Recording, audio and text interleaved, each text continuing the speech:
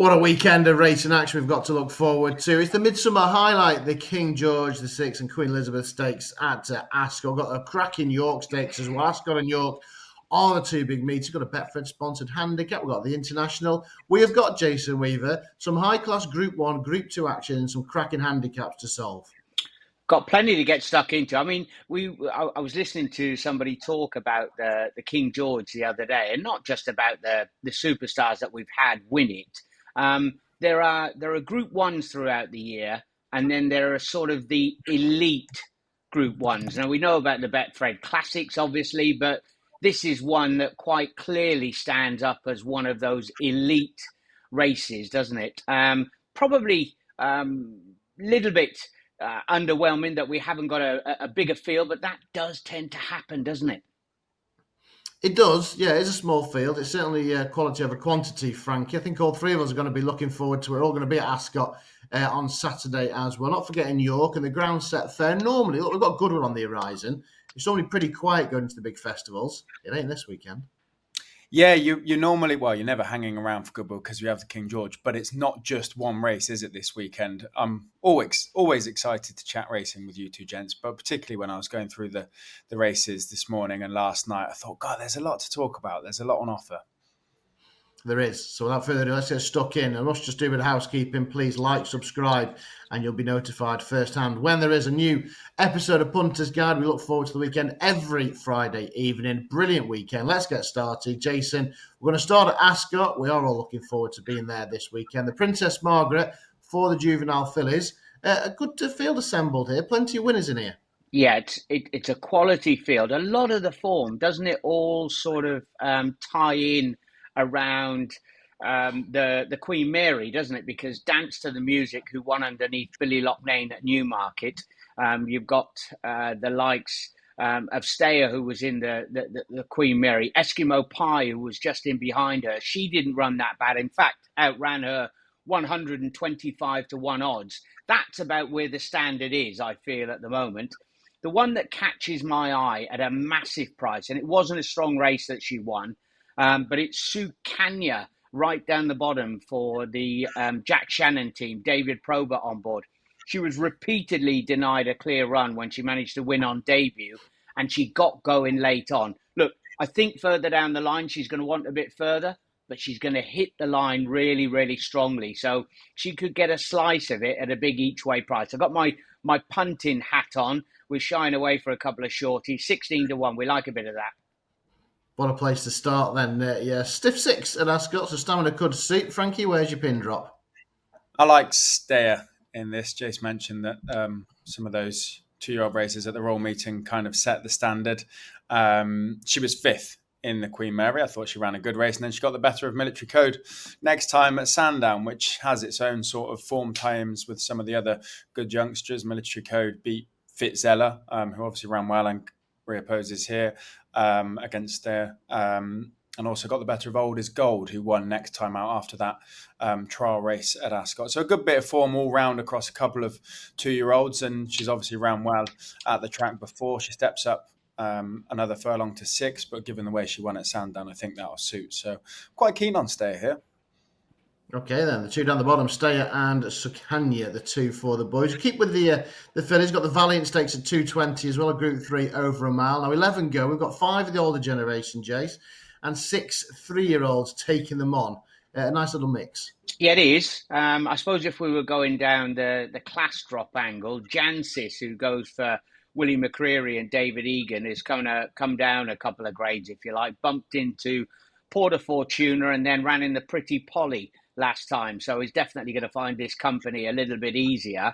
The one who took my eye and ran really well behind Blue Bolt at Sandown was Cajole, one of the 3-year-olds. I'm not saying she was unlucky, but she was the only one to make any ground into the leaders up the hill at Sandown. Again, it's not easy company. She's off a career best last time, but she's quite a stocky, solid filly. So I'm thinking that the team are only going to get her to continue to improve. And William Buick, who gets quite a few spins for the team and will no doubt be looking forward to Goodwood very much. I think that Cajole's a bit of a runner. Yeah, pick to the right, of course, on Field of Gold in the Sussex. What a ride to pick up that is. Cajole then for Jason, Frankie? I think Chantilly takes all the beating. I remember I was lucky enough to go into race at the start of the season when all of them still had their full coats on and they were barely in training. But Miss Doreen Table has two, or there may be more, but two that I spotted in Rafe's, one being Chantilly and one being Better Times Ahead. And I asked Rafe about Better Times Ahead and he kind of shrugged his shoulders and moved me quickly onto Chantilly as the pair in those silks that would be worth following. She's obviously ran well in the Betfred 1000, coming fifth, and then fifth in the Group 1 Coronation at Ascot as well. This looks much easier, and I know it's kind of classic chat that people say every year, but the longer you get through the year, the more race horses, particularly fillies, start to improve. So she's ran with credit in Group 1s, and as the season goes on, I'd say she's only going to get better. This is her fourth start, and she's been good enough in Group 1. So on that, Frankie, we got to take note as well, because I think Beckett last month had hardly any runners by his normal sort of comparison, because they've just been so slow to really fire. And with the squad that big, they are going to light up like a Christmas tree sooner, aren't they? So, I think Goodwood could be real big for the team. I was going to say Goodwood last year or maybe the year before when he completely raided the place, didn't he? Yeah. So they're just too good a squad, aren't they? Classy, and they are all of a sudden going to catch fire. Well, he's got the top weight in the international. Then 22 runners. This is the big betting race, big field handicap. Jason, 22 runners. I think 20 of them we can label as cliff horses, can't we? Oh, for sure. There's loads in here, isn't there? And hey, what about that? Classic only got the £3 penalty. Will that be enough to slow him down after he zipped away up the hill for Frankie at Sandown? You know what I mean? I looked at him. Not for me. He's another one I won't be hanging on to his tail. But Yorkshire, who goes and comes down from Yorkshire, got to be a big runner, hasn't he? Was in a good position behind Never So Brave when he ran here last time, and just was momentarily shut off at a vital stage, switched out, ran on and hit the line strongly. I like the fact that he's drawn in 14, so he's sort of a middle to stand side, if you like, where normally we get the majority of the runners, and that ends up being the right place to be. So I think Yorkshire's got to give you a big run for your money. He's an each-way player as well, isn't he? I like the rider. Yeah, it's an excellent idea. Drawn dead centre as well. Yorkshire shall have choices which weight to go. Frankie, Jason mentioned classic. Will it be London bus syndrome with him? No, I don't think so. Say maybe Sandown is probably his preferred track, and he's been such a quirky horse. Getting him to win once was hard enough, let alone pull up the double. So I'll probably leave off him. I don't think I'm going to be backing Alto, but if it's of interest to people that are, for all that it probably looked a mighty plot job at Newmarket because he won the race last year. I was presenting with Bella Williams that day, Ian Williams' daughter, and she said they were a little bit nervous and that they felt that he was a little bit behind where they wanted him for Newmarket. So if you take that as gospel, he could be expected to improve a touch for that run. And it was obviously a massive run. He won everywhere but the line, didn't he, with More Thunder? So he definitely deserves his spot at the top of the market. I'm going to go with a bit of a, not quite left field, because I think he was third or fourth in the race last year, but Fresh. They've just taken a different approach with him. He's obviously 8 years old, and maybe that's why they've decided to, or maybe he had a setback, but he's raced at Ascot about 100 times, and this year they haven't raced him, and they've just started him off on the all-weather, which looks to be a prep for this. He's weirdly slightly worse off at the weights with the 1-2 in front of him last year. I think that includes Northern Express, who've been racing all through this season. But just a different approach. He's a big price. He goes well at the track, obviously, and I'm hoping that it was a deliberate prep plan rather than one that was as a result of maybe a setback at home. Okay, couple against the field then for Frankie. Let's talk about the Betfred Handicap. Then delighted to be sponsoring it on King George. The race before the King George. We've got a mile handicap, and if you thought the international was tricky, Frankie, this doesn't get any easier, does it? It's not, no. But I've been getting rewarded for my loyalty over the last couple of weeks. I said Washington Heights owed me a few quid, and he managed to win, as did Classic. Bo Pedro, I've been loyal with him. And if you have been backing him each way, I mean, he's gone off 50-1 at the Royal Meeting and was placed, 16-1 last time out and was placed. So it's not like he's doing you anything wrong by finishing third. I think the old boy has still got a big day in him. And this looks achievable, really, with the form that he's in. He ran a great race at York last time out. He obviously goes well at Ascot. I know that the Haggis groupies, Jace, will be probably keen to get stuck into Bullet Point, who is a different proposition after coming second in the same race at Ascot. He's unexposed. He's a 4-year-old. He's climbing up the ranks, whereas Bo Pedro, we know everything about him. But one's 7-2 at the top of the market, one's 12-1, and I'm hoping my loyalty pays again. There we are then. Yes, keep an eye on that one for Frankie then. And Bo Pedro is another one that I followed over a cliff. Jono Ruter. Is that the Leeds link? Is that what you're backing? Yes, he was. Actually, Leeds legend. Yeah, that's the only reason I'm backing him. No, he's been running great. He has. He's a proper sort of handicapper that always gives you a run for your money. So 12s again. I've been saying it the last couple of times. He's a double figure price. It'll give you something to cheer about. Okay, Bo Pedro then. What about you, Jason? I mean, Bullet Point's conundrum for you. You're a Haggis groupie. He's lightly raced. He's got the profile, but he's a bit skinny. Yeah, a bit skinny. The thing with him is he going to be up out of this group? I mean, I looked again at the Hunt Cup run last time. He was first of 6 on his side. He had to do quite a bit of the donkey work against the remainder of the field. So you're not allowing the jockey to just ride a race and get up in behind them. He's having to keep an eye up over on the stands rail and force forward not to give the advantage away. So you're never really in that sort of easy rhythm, if you like. I mean, when you go down through them, I mean, Taroom bombed out last time. You got possibly way down the bottom, Mythical Guest with Warren Fenterman taking the 5 off. He's a horse who can sort of pop up at huge prices and run a bit of a placed effort, if you like. But surely none of them are as good as a Bullet Point. Bullet Point's the class of the field. In we go again. In we go then. Top weight for a reason. Best horse of the race. In that Hunt Cup as well, like my cloud was this kind of certainty of the week, at least from Roger Varian's yard, wasn't he? He was absolutely nailed on to be a group horse. So to go close in that is, I suppose, is a horse winning in waiting, really, isn't he? Let's hope so. Besides the old Pedro, just nicking him on the line. Yeah. Right.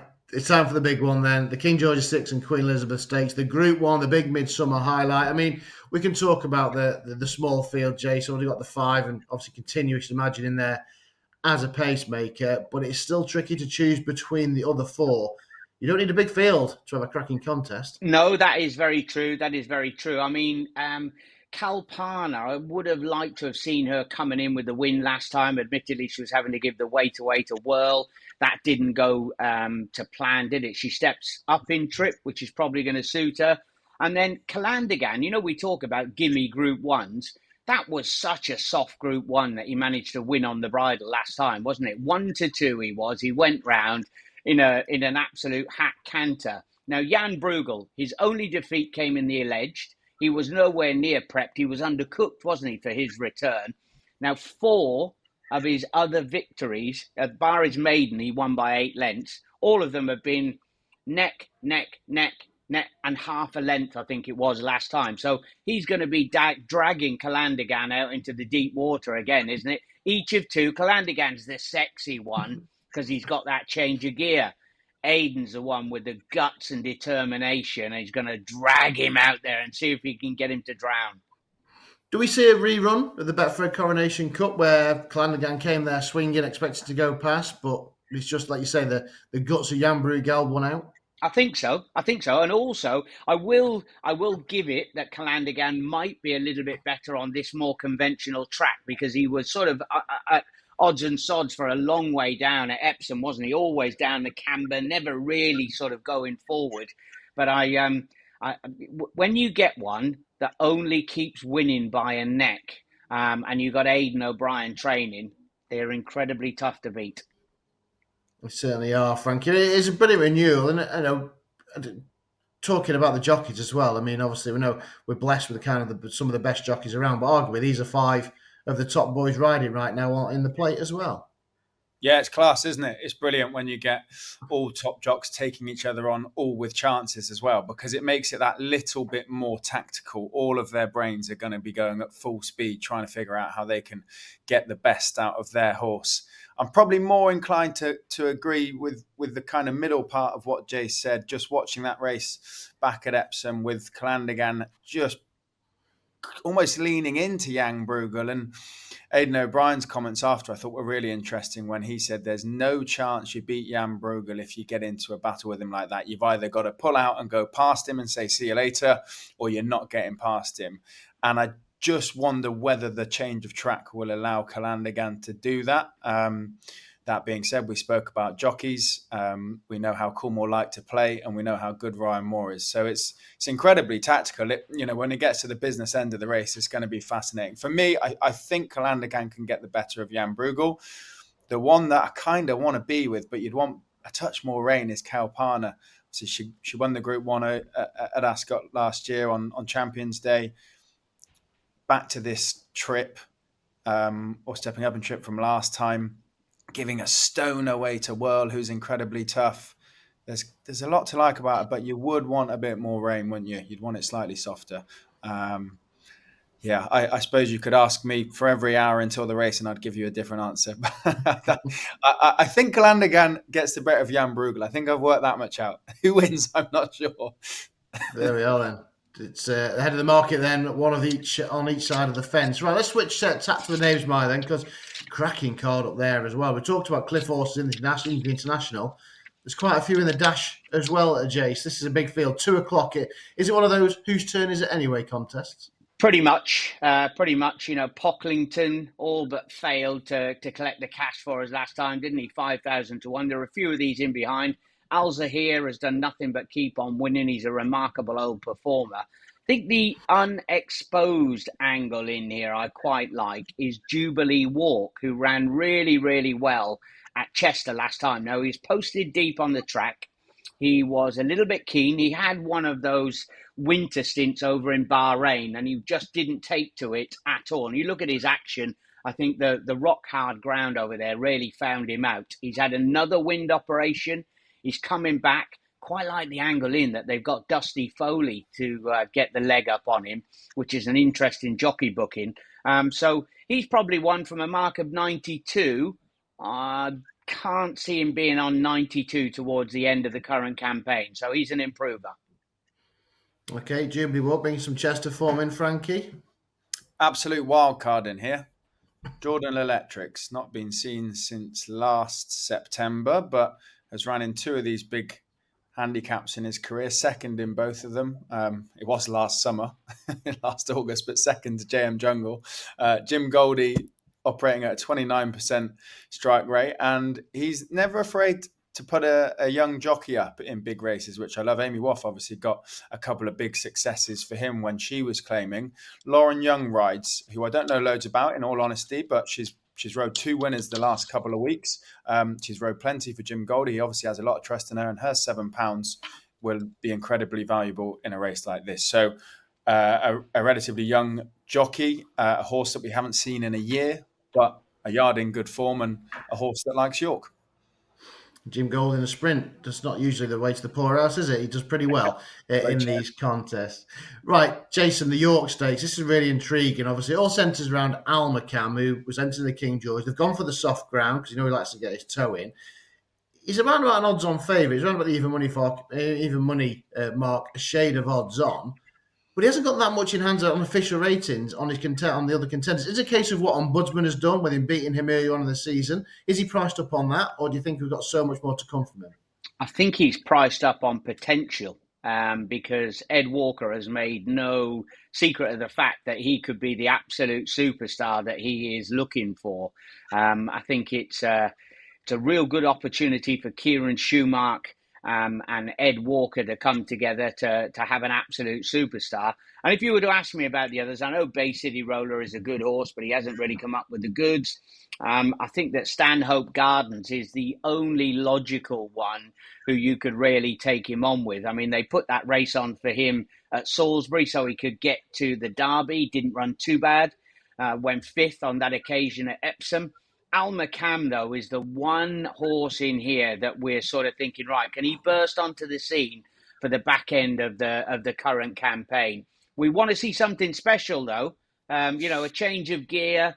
He has been shying away from fast ground. I think that's the main reason they ducked, didn't they? A couple of opportunities that he could have gone in, the Eclipse and the like. So, he's a fascinating runner, Alma Cam. Alma Cam then for Jason. Frankie? I couldn't back him at 10 to 11. I think I could back Stanhope Gardens around 4s. It's hard to tell on the camera, isn't it? Epsom, sort of the distance between horses as they're at the top of the home straight. But he didn't have the clearest run. And I'd say by the time Stanhope Gardens got going in the Betfred Derby, I'd be guessing about 10 lengths off Lambourne, who was obviously motoring home. He managed to bridge the gap about 5 lengths and actually did, once he got going, look fairly comfortable coming down that hill. I think Rosser rides York really well as well, who's on board. I'd say he might just get a roll on and at least get you worried if you're on the favourite. Okay, yeah. So bringing that Betfred Derby form in then for Russell Ryan and Rafe Becker. We mentioned Rafe Becker being in the show. Could be about to light the torch paper. Right, the final race we'll look at then, another big handicap, a big betting race, is the Jump Jockeys Nunthorpe. And I bet, Jason, you're winding up some of these lads over the jumps. They don't usually go this fast. No, I don't go this fast, and they're brave enough to gallop down to the big open ditch, but they don't seem to be. They get a little bit claustrophobic in the starting stalls, and that little bit of metal around them with these rattling around. Yeah, it'll be fast and furious. Who used to be the best at this, or he thought he was the best? Tom Scudamore, didn't he? He was an absolute standing dish in this particular contest. I mean, you got loads for Paul Midgley. He likes to throw a boatload at this and try and get the winner. Oh, I mean, I wanted to give Mercier a bit of a chance for Grant Chure, but his overall form, her overall form, was a little bit disappointed with some dig in the ground. And for that reason, Fortunate Star, I think that he'll go particularly well. He likes a bit of dig in the ground. Declan Carroll, ex-jump jockey himself, and Robbie Dunn on board. So middle of the pack as well. Split the field, get a run down the centre. Fortunate Star then for Jason. It's a bit of a novelty, Frankie. They say these guys aren't used to hurtling at 40 mile an hour down the straight at York, but it's a good contest all the same. Yeah, it's a bit of fun, isn't it? I've been backing Nasron at Chester. He's finished 2nd and 4th, but his 4th was a neck 4th. There was 4 in a line. He's in decent enough form and sort of seems to be best off the pace. So hoping that some of these just run away with some of the jumps lads. There could be a fairly strong pace on and maybe Nasron can pick up the pieces. That being said, what I didn't really consider until sort of going back through it was poor old Nasron's used to having 9-7 on his back, not 11-13. that might be a slight change for him. So, there may be an angle to be going with one down the bottom of the way. It's Mercier, who Jason mentioned, carries 10-11, and she kind of took my eye as well. But yeah, a bit of fun. I'm cheering for Sean Quinlan and Nasron. Okie dokie then. Nasron then for Frankie. One at the top, one at the bottom of the race card. Right, best bets time. I'll start with you, Jace. What's your best bet of the weekend? Are the girls going to win the football? Ooh. Hey, are they going to win the football? I'll tell you what. After last night. Talk about the last 2 games they've had. Talk about a little bit of excitement, the way that those games have finished off. Good luck. Come on, we want the girls to get a back-to-back victory, don't we? Let's go for the Nat Jubilee Walk. Will do for me. Ferguson's team, Shane Foley booked, million runners down the 6 furlongs at York, but could easily be thrown in. That's my angle in anyway. Jubilee Walk. Good, you're going for the easy race. Frankie? I'm on a 4-timer, Matt. If you can't bang your own drum, who can in this punting game? Yeah. Got it now, though, aren't you? I am, yeah. I'm regretting saying that now. I don't know. It's one of those cards for me where there's loads I'd like to back, but nothing that I'm absolutely mad about. I think probably Shanty Lace. We mentioned hoping for a good sort of change of form for Rafe Beckett Yard, and she's one that I'm hoping is potentially top class and could be Group 1 level rather than this level. So yeah, Shanty Lace at Ascot for me. Brilliant. You can also comment below with your best bets of the weekend. Like and subscribe as well to join us every week. Thanks to the boys. Brilliant cards to look forward to this week, of course, at Ascot and York. And, of course, you can join us next week as well from glorious Goodwood. Looking forward to 5 brilliant days there. One of the most beautiful tracks in the world. Best of luck wherever you're back in this weekend. And we'll see you throughout next week at Goodwood.